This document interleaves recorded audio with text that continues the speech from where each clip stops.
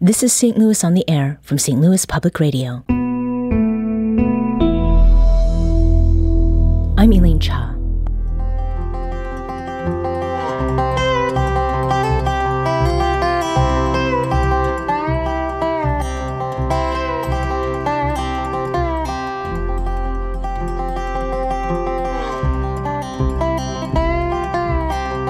There's something irresistible about stories that involve a human and their dog. How about music that puts person and pup together? Well, a St. Louis multi-instrumentalist and composer, Mikey Wehling, has a new album coming out later this month. It's called Camp Scout Volume 2. It reflects Mikey's adventures with his companion scout, who, as you may have guessed, is a dog. And those adventures range from the banks of the Cumberland River in Tennessee to his family farm in Beaufort, Missouri. Mikey, thanks for joining us today. Absolutely. Thanks for having us. Now, you were on the show last year to talk with us about your previous album, which was Camp Scout.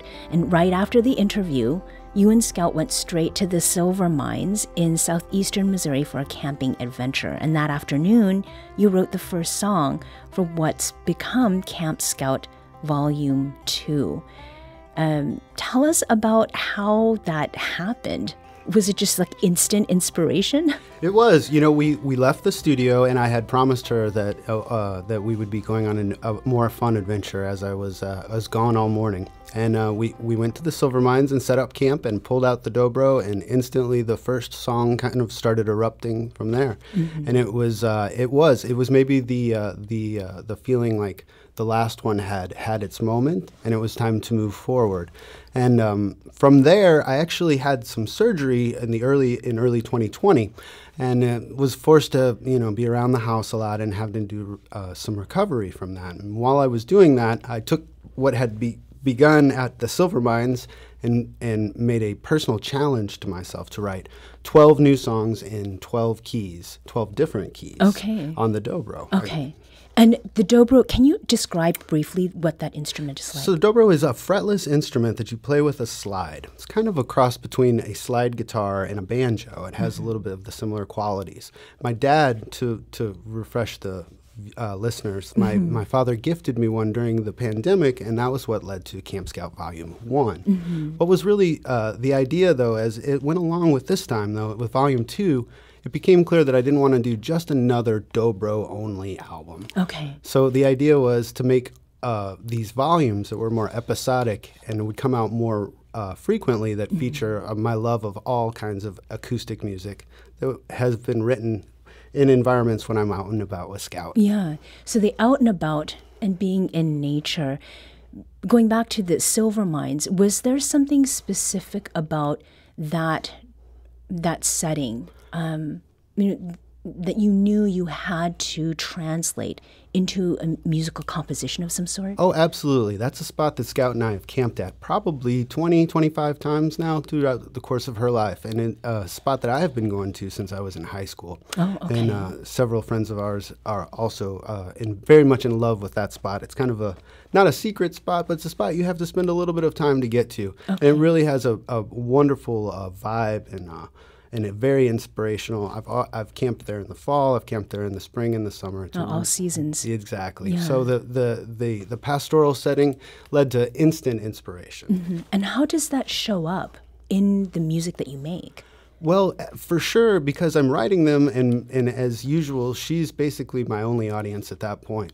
So if she stays close and doesn't wander off and doesn't look too bored, then I think we're at least on the right path. Okay. Particularly with the last song on the new record, Dog in the Sun. Mm-hmm. I specifically wrote the song while I was watching her lay out in the sun while we were out at the farm in Beaufort. Recorded it. I was like, that's pretty neat. And then recorded it again, and that was the one that we ended up on the album.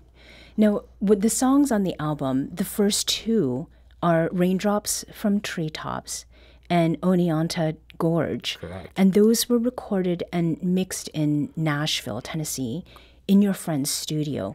Why did you go there to do that instead of doing so here in St. Louis? So after we did the last one all here in St. Louis, it really felt like it was time to maybe branch out and do some recording elsewhere. But I also wanted to have access to a studio and not have to worry about doing it all myself, which I have done a lot of in the past.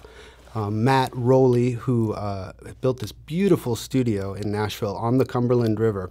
And it looks out, it sits on a hill, there's an acre there, there's a yurt on the property that both Scout and I stay in. What's been great, too, is that she's able to be with me in the studio while I was recording the songs. So it was really wonderful. And Matt and I have known each other for about 20 years. We actually met in Portland. We both had the wise idea to move out there, sight unseen, and try to make music. Okay. I lived there for a little bit, too, so I know, you know that what it's... the energy of wanting to move there. Yeah, definitely. It's a lot of fun. So Oneonta Gorge is the second song on the album, and this song is played in the E key? Yeah, so what I did is used a capo to change the keys, which the instrument is in an open tuning, not to get too deep in the musical jargon, but it's an open G tuning. So I was able to capo it at the 9th fret and ended up in the key of E.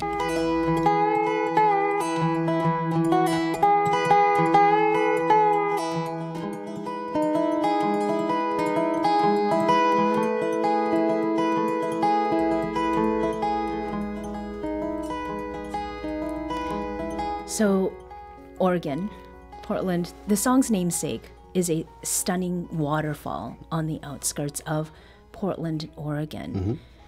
I've been there, so I kind of can feel what that is. What's the relationship between this song and how it's played and that waterfall? Well, it's a beautiful hike that you do. It's in the Columbia River Gorge, and you hike up an area, and it eventually reveals a beautiful waterfall, the Oneonta Waterfall, or Oneonta Falls. It's not visible from any other vantage point, not above, not from the street. So once you get over this Fallen Timbers Dam and there's water that gets up to about your chest, a beautiful waterfall emerges.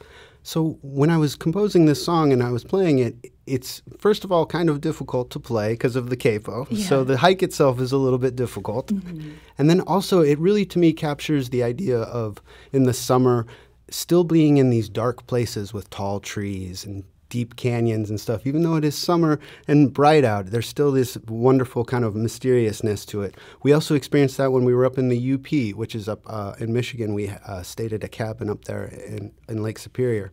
And that same energy of it's summer, but it's still kind of a little spooky. Yeah. No, the capo, just to clarify too, it's a device that you put on the fretboard. Correct. So what's confusing about the dobro is because it is fretless, so it clamps directly onto the strings.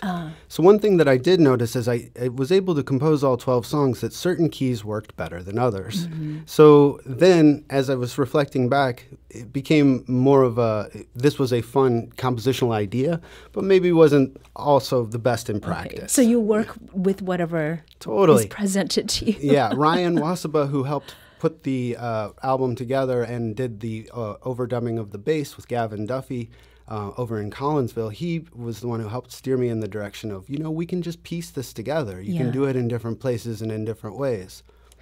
Now, the first track on the album is Raindrops from Treetops, which is very vivid. The name evokes a particular motif, natural landscape, and the acoustics make the song sound very hopeful and peaceful. Tell us how this song came to be and why you made it track 1 on the album. This song really came together, I think, in the spring of that year when I was composing those songs. And to me, a good instrumental music can be very difficult because, immediately it can be a little disjarring for people or a little disorienting, or they associate it with like being on hold or something on the telephone.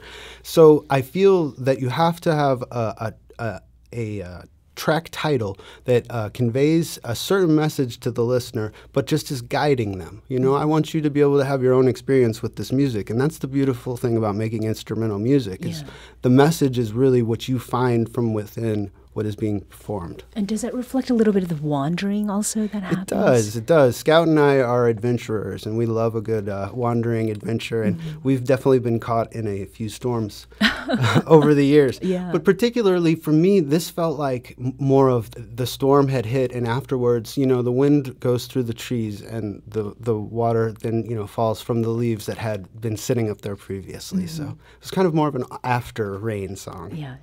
Now, speaking of your dog, Scout, She's an Australian Shepherd? She is. Okay. She is. She's sitting right next to you. She is. She's been your companion for many years now, kind of a collaborator.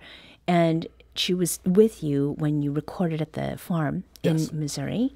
And her name's... And in Nashville. In Nashville? Right, is this close to me in the studio. With you. Yeah. How has she and your adventures together affected your music over time? Well, it has, in the fact that the more we go out and stuff, that I will be, it's easiest to bring an acoustic guitar or a dobro with you, or even a ukulele. So as we're traveling, space is always an issue. So making sure that we travel light and continue to appreciate not only the pastoral and bucolic settings that we're in, but then to compose music in those settings. Now, this 3-track album is a continuation of Camp Scout, which was released last year, as we mentioned earlier, and you describe it as an encapsulation of the sounds of summer. What is it that you hope listeners take from these tracks? Well, I would hope that you would listen to it and use it as a soundtrack for your own adventure. If you're out and about this summer heading to the shut-ins or going to the river or something, put it on. I feel like we try to make music that is best suited to provide a base for your own adventure, so you can head in your own direction with things. So the final question here: you came in with Scout this time. Yeah. Last time you went with her to a camping trip. Does that mean that you have a next place that you're going, or do you have a next project in mind? Well, 2 things. We do have a next project in mind. I plan on making a volume 3 that will be out next spring, and hopefully we can come back and talk to you guys about that then, as we're going to expand with some different instrumentation and even some new directions with that stuff. And 2, I promised Scout we would be going swimming, probably first thing in the morning. Okay. Do you listen to music when you all are together? We do. In the car for sure, we do. But most of the time we spend the time out in nature, enjoying those moments free from listening to music. Okay. Sometimes that silence is a good thing too. Yeah, we spend a lot of time with music. Mikey Wehling, thank you so much for being here today. Absolute pleasure. Thank you for having us.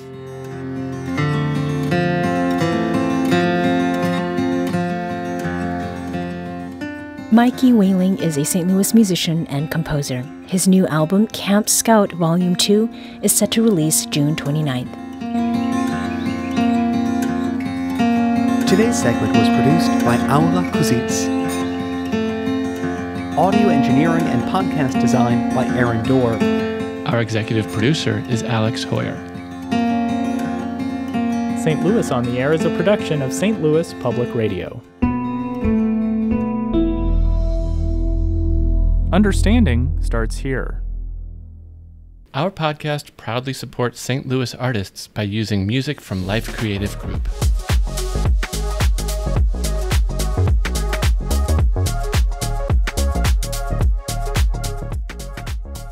Do you find yourself regularly listening to episodes of St. Louis on the Air? Suggest us to a friend you think might enjoy our conversations, and leave us a review and rating on Apple Podcasts on the App Store. It's the simplest way to help people discover our show. Thank you. St. Louis Public Radio is a member-supported service of the University of Missouri St. Louis.